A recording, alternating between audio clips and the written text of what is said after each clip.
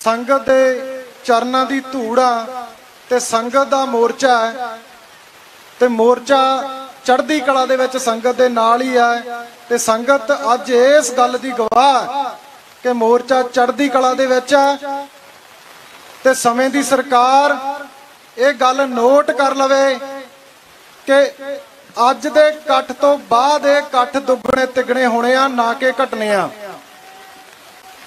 सत श्री अकाल। सारियां बुलारियां ने बहुत वधिया विचार दिते आ ते बहुत वधिया अगली रणनीति की गल कीती आ। संगत जी सारे काम पारदर्शी ना होने आ। दो चार गल्लां क्लीयर कर दीए। कई बारी मन च डाउट रहिंदे आ, रहने भी चाहिए आ क्योंकि असीं धोखे इन्ने खा चुके हैं। मोर्चा किसी व्यक्ति विशेष का नहीं, साहब श्री गुरु ग्रंथ साहब जी की बेअदबी नूं लैके नरादर नूं लैके दुखांत नूं लैके मोर्चा चल रहा ते निशान साहब की अगवाई दे विच मोर्चा चल रहा। तुहाडा संगत दा मोर्चा ते संगत रूपी फैसले मोर्चे च होने आ। गल क्लीयर करदिआं जे कोई भी बंदा अपने लैवल ते जाके किसी सरकार दे बंदे नाल बहिंदा गल करदा है कि बेअदबी गोली कांड जां बहवल मोर्चे दा जां कोई होर इस चीज़ दे नाल रिलेटेड गल करके कहंदा भी इहदा इंसाफ करो, गुरु साहब की हजूरी च कहना साडे मोर्चे दा बंदा पार्ट नहीं होऊगा। दूजी गल, जे सरकार दी इच्छा इस केस नूं हल करन दी जां थोड़े नाल गल करन दी तां इस मोर्चे दे विच आके सरकार गल करूगी ते संगत रूपी गल होगी, वो फैसले तुहाडे विच होणगे। सो इस तरह दियां मन दे विच गलत फहमियां नहीं पालनियां किसी ने। नंबर भी मेरा तुहाडे सारे वीरां कोले हैगा, जे किते कोई शक डाउट हुंदा बाई बन के क्लीयर कर लिया करो, पर मिले तो बिना गल करे तो बिना बेतुके बयान ना दिया करो। मन इस गल तो दुखदा है कि असीं सिख कौम दे एके दी गल करदे हां, असीं सिख कौम दे विच पए होए दफाड़ नूं इकट्ठे करन दी गल करदे हां, साहब श्री गुरु ग्रंथ साहब जी दी बेअदबी दे दोषियां नूं सजावां दिवाउण दी गल करदे हां। ते कल दा एक गल तो मन दुखदा, बाबा जी ने गल भी कीती है कि इत्थे गुरु साहब दे स्वरूप नहीं आ सकदे। साडे पिंडां दीयां गुरुद्वारा प्रबंधक कमेटियां कहंदियां कि इत्थे बेअदबी होण दा खतरा है। तां बई तुहाडे तो जवाब मंगदा, ਸਿੰਘੋ इत्थे कोई बेअदबी कर सकदा? सवाल पैदा हो जाता। फिर मैं उन्होंने गुरुद्वारों दी प्रबंधक कमेटियां नूं दसना चाहुंदा कि तुसीं अखौती पंथकां दे थल्ले लग के काम करदे हो। तुहाडे वर्गियां दी देन है गुरु साहब दी बेअदबी। तुसीं पहला क्यों नहीं चाहुंदे होए सी? पहला क्यों नहीं तुसीं इन्नी सचेत दिखाई जदों गुरु साहब दे स्वरूप चोरी गुरुद्वारा साहब च हुंदे आ? सो इन्हां सहजधारी वीर साडे सत्कारयोग आ, मैं नहीं कहंदा, पर जदों स्वरूप का जवाब दिता गया बहुतांत बंदे वो सी जिन्हां दे दाड़ा ते केस नहीं आ, कहंदे बई स्वरूप नहीं दिता जा सकदा, उत्थे बेअदबी होण दा खतरा है। सो फिट लाहनत इन्हां लोकां ते बथेरा धब्बा लाउंदे आ कि पैसे इकट्ठे करदे आ। संगत जी सारा काम पारदर्शी होना है, कला कला पैसा स्टेट सैकटरी ने बोलिया। वैसे गल यह है कि जदों दा मोर्चा चलिया संगत दे विच अज पैसे की गल हुई है तो अज ही आया तो अज ही बोलिया गया। इदू पहला जिहड़े वीरां ने पिछले टेंट की सेवा वीर बलजीत सिंह आ बघेल सिंह के नाम तो आईडी आप चाचा बघेल करके कहने आ। सो पिछले समागम की सेवा वो वीर दी सी। उदों पिछले दी सेवा मुखदेव सिंह USA तो सीगे, उन्होंने की सी। सो गल पैसे की तो असीं लैके नहीं आउणी, सिस्टम दे नाल टक्कर आ साडी। असीं पंथ वर्सेस स्टेट होके चलण दी गल करदे आ, पंथ वर्सेस सिस्टम होके चलण दी गल करदे आ, ते पैसा जां कोई होर निजी मफाद इस मोर्चे च कदे नहीं आउणगे।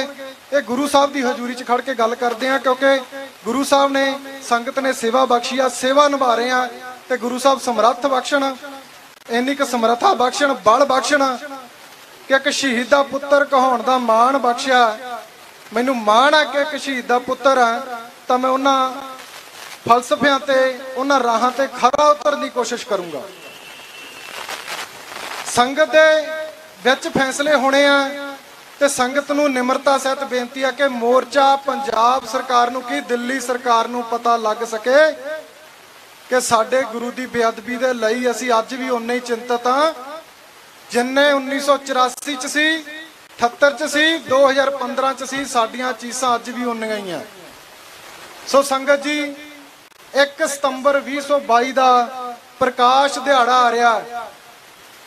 ਸਾਡੇ ਉਸ ਗੁਰੂ ਦੀ ਬੇਅਦਬੀ ਗਲੀਆਂ ਦੇ ਵਿੱਚ ਅੰਗ ਖਿਲਾਰੇ ਗਏ ਆ, ਉਹਦੇ ਪ੍ਰਕਾਸ਼ ਦਿਹਾੜੇ ਦੀ ਗੱਲ ਕਰਦੇ ਆ ਤਾਂ ਕਹਿਣਾ ਨਾ ਪਵੇ, ਇੱਥੋਂ ਲੰਮੇ ਲੰਮੇ ਜਾਮ ਲੱਗੇ ਹੋਣੇ ਚਾਹੀਦੇ ਆ ਸੰਗਤ ਦੇ, ਤੇ ਸਿਸਟਮ ਨੂੰ ਪਤਾ ਲੱਗ ਜਾਣਾ ਚਾਹੀਦਾ ਕਿ ਜਿੰਨੀ ਅਸੀਂ ਦੇਰ ਕਰਾਂਗੇ ਇਹ ਤਾਂ ਹੈ ਨਹੀਂ ਆ ਕਿ ਲੋਕ ਵੋਟਾਂ ਦੀ ਵੇਟ ਕਰਨਗੇ। ਰਹਿਣਾ ਇਹਨਾਂ ਦਾ ਵੀ ਕੱਖ ਨਹੀਂ, ਜੋ ਪਿਛਲੀਆਂ ਸਰਕਾਰਾਂ ਨੇ ਟਾਈਮ ਪਾਸ ਕੀਤਾ, ਤੁਹਾਡੇ ਨਾਲ ਝੂਠੇ ਲਾਰੇ ਲਾਏ, 2 ਮਹੀਨੇ ਕਹਿ ਕੇ 5-5 ਸਾਲ ਟਪਾਏ ਆ, ਤੇ 24 ਘੰਟਿਆਂ ਦਾ ਕਹਿ ਕੇ ਅੱਜ 3600 ਘੰਟਾ ਟੱਪ ਗਿਆ ਇਹਨਾਂ ਦਾ। ਤੇ ਇੱਕ ਵੀ ਉਹ ਦਲੀਲ ਜਾਂ ਉਹ ਬਿਆਨ ਨਹੀਂ ਆਇਆ ਜਿਹਦੇ ਨਾਲ ਪੰਜਾਬ ਦੇ ਲੋਕ ਕਹਿ ਸਕਣ ਕਿ ਬੇਅਦਬੀ ਦੇ ਉੱਤੇ ਇਹ ਸੁਹਰਦਤਾ ਦਿਖਾ ਰਹੇ ਆ। ਹਾਲਾਂਕਿ ਜ਼ਖਮਾਂ ਤੇ ਨੂਣ ਪਾਉਣ ਦਾ ਕੰਮ ਜ਼ਰੂਰ ਕੀਤਾ 2-4 ਫੈਸਲਿਆਂ ਨੇ। ਸੋ ਸੰਗਤ ਦੇ ਚਰਨਾਂ 'ਚ ਨਿਮਰਤਾ ਸਹਿਤ ਬੇਨਤੀ ਆ, ਇਕਾਗਰਤਾ ਬਖਸ਼ਿਸ਼ ਕਰਿਓ, ਕਿਉਂਕਿ ਅਰਦਾਸ ਬੇਨਤੀ ਕਰਨੀ ਆ। 1 ਸਤੰਬਰ 2022 ਦਾ ਪ੍ਰਕਾਸ਼ ਦਿਹਾੜਾ ਇਸ ਮੋਰਚੇ ਦੇ ਵਿੱਚ ਤੁਸੀਂ ਸਭ ਨੇ ਮਨਾਉਣਾ, ਤੁਹਾਡੇ ਸਾਰਿਆਂ ਦੇ ਸਹਿਯੋਗ ਨਾਲ ਹੀ ਮਨਾਇਆ ਜਾਣਾ, ਤੇ ਆਪਾਂ ਇਸ ਮੋਰਚੇ ਨੂੰ ਇਸ ਤਦਾਦ ਤੇ ਲੈ ਚੱਲੀਏ, ਕਿਉਂਕਿ ਸਾਡੇ ਤੇ ਲੈਵਲ ਲਾਇਆ ਜਾਂਦਾ ਕਿ ਅਸੀਂ ਲੜ ਪੈਨੇ ਆ। ਮੋਰਚੇ ਦੇ ਵਿੱਚ ਜੇ ਕੋਈ ਵੀ ਆਉਂਦਾ, ਸਾਡਾ ਐਜ ਏ ਸਿੱਖ ਉਹਦਾ ਸਤਿਕਾਰ ਕਰਨਾ ਫਰਜ਼ ਆ। ਬਿਆਨ ਉਹਦੇ ਨਿੱਜੀ ਹੋ ਸਕਦੇ ਆ, ਪਰ ਆਪਾਂ ਗੁਰੂ ਸਾਹਿਬ ਨੂੰ ਜੇ ਹਾਜ਼ਰ ਨਾਜ਼ਰ ਮੰਨ ਕੇ ਬੈਠੇ ਆ, ਗੁਰੂ ਸਾਹਿਬ ਸੁਸ਼ੋਭਿਤ ਨੇ ਵਿੱਚ ਸਾਡੇ, ਤਾਂ ਸਾਡਾ ਫਰਜ਼ ਹੈ ਕਿ ਅਸੀਂ ਇਸ ਸਟੇਜ ਦੇ ਉੱਤੋਂ ਕੋਈ ਇਦਾਂ ਦੇ ਅਪਸ਼ਬਦ ਜਾਂ ਕਿਸੇ ਦਾ ਇਸ ਤਰ੍ਹਾਂ ਦਾ ਵਿਰੋਧ ਨਾ ਕਰੀਏ ਕਿ ਜਿਹੜਾ ਬੰਦਾ ਸਾਡੇ ਨਾਲ ਜੁੜਨ ਦੀ ਬਜਾਏ ਟੁੱਟੇ। ਅਸੀਂ ਇਕੱਠੇ ਹੋਣ ਦੀ ਗੱਲ ਕਰਦੇ ਆ। ਮੈਂ ਪਹਿਲਾਂ ਵੀਰ ਨੇ ਗੱਲ ਕੀਤੀ ਸੀ ਕਿ ਅੱਜ ਅਕਾਲ ਤਖਤ ਸਾਹਿਬ ਤੇ ਪ੍ਰੋਗਰਾਮ ਸੀ, ਸੋ ਅੱਜ ਉਸ ਜਥੇਦਾਰ ਨੂੰ ਬੇਨਤੀ ਕਰਦੇ ਆ ਕਿ ਸਾਡੇ ਪੰਜਾਬ ਦੀ ਵੰਡ ਹੋਈ ਹੈ, ਪੰਜਾਬ ਦਾ ਦੁਖਾਂਤ ਹੈ, ਅਸੀਂ ਵੀ ਚਾਹੁੰਦੇ ਆ ਉਹਦੀ ਅਰਦਾਸ ਬੇਨਤੀ ਹੋਇਆ ਕਰੇ, ਪਰ 15 ਅਗਸਤ ਨੂੰ ਹੋਇਆ ਕਰੇ। ਸਾਰਾ ਪੰਥ ਸਹਿਯੋਗ ਕਰੂਗਾ। ਜੇ ਤੁਸੀਂ ਕਹਿੰਦੇ ਹੋ ਕਿ ਤੁਹਾਡਾ ਦਿਖਾਂਤ 16 ਨੂੰ ਹੈ, ਇਹ ਤਾਂ ਤੁਸੀਂ ਅੱਜ ਪ੍ਰੋਗਰਾਮ ਰੱਖਿਆ ਹੈ ਇਸ ਪ੍ਰੋਗਰਾਮ ਦੇ ਕਰਕੇ, ਪਰ ਇਹਨੂੰ ਦਰੁਸਤ ਕਰੋ। ਪੰਜਾਬ ਦੇ ਵਿੱਚ ਲੋਕ ਇਸ ਗੱਲ ਨੂੰ ਤੁਹਾਡੀ ਨੂੰ ਬੜਾਵਾ ਦੇਣਗੇ ਕਿ ਪੰਜਾਬ ਦੀ ਵੰਡ ਦਾ ਦੁਖਾਂਤ ਜਿਹੜਾ ਅਕਾਲ ਤਖਤ ਸਾਹਿਬ ਤੇ ਪੂਰੇ ਪੰਥ ਵੱਲੋਂ 15 ਅਗਸਤ ਨੂੰ ਮਨਾਇਆ ਜਾਇਆ ਕਰੇ। ਸੋ ਤੁਹਾਡੀਆਂ ਸਾਰਿਆਂ ਦੇ ਸਹਿਯੋਗ ਨਾਲ ਮੋਰਚਾ ਚੜ੍ਹਦੀ ਕਲਾ ਦੇ ਵਿੱਚ ਹੈ। ਬੇਨਤੀਆਂ ਸੀ ਜਿਹੜੀਆਂ ਤੁਹਾਡੇ ਸੰਗਤ ਦੇ ਸਨਮੁਖ ਰੱਖੀਆਂ।